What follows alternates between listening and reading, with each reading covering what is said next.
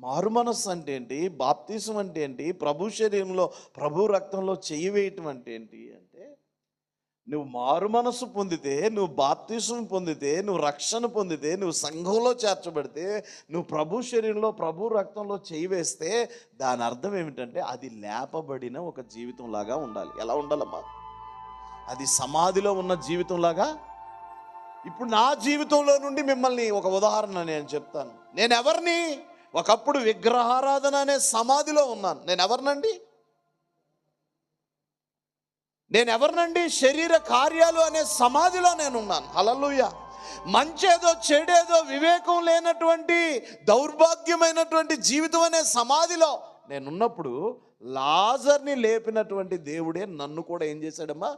సమాధిలో నుండి లేపాడు. ఆమేన్. నేను లేచాను. లేచిన తర్వాత నేనేం చేశాను? యేసయ్యను వెతికాను. యేసయ్య నన్ను ఏం చేశాడంటే ఆశ్చర్యకరమైన వ్యక్తిగా చేశాడు. ఆమేన్.